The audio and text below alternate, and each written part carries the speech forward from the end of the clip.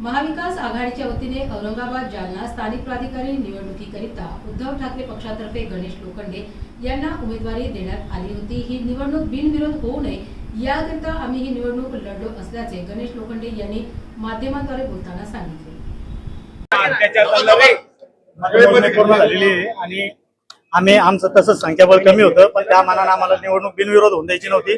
आम्ही आमचं जेवढं संख्याबळ होतं त्या ताकदीवरती आम्ही लढलो आणि आमच्या संख्याबळापेक्षा आम्ही 5-6 मतदान एक्स्ट्रा घेण्यामध्ये आम्ही यशस्वी ठरलो आणि आम्हाला बिनविरोध नव्हती होऊन द्यायची। पूर्ण भाजपला आम्ही पळवलं मतदारसंघामध्ये। त्यांचे सगळे मंत्री, सगळेचे सगळे आमदार, खासदार, सगळी यंत्रणा कामाला लागली। ज्या दारापर्यंत जे जाणार नव्हते मतदाराच्या, त्या दारापर्यंत त्यांना जावं लागलं, त्यांना मतदान मागावं लागलं।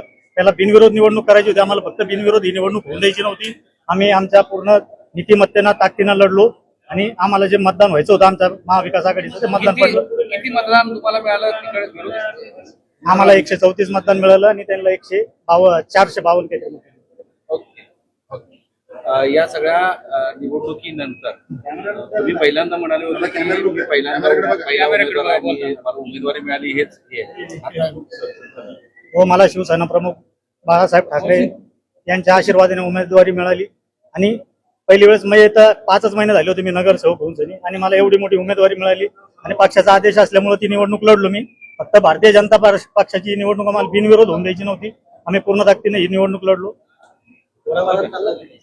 घोडेबाजार चालला मी उमेदवार होतो म्हणूनच घोडेबाजार चालला।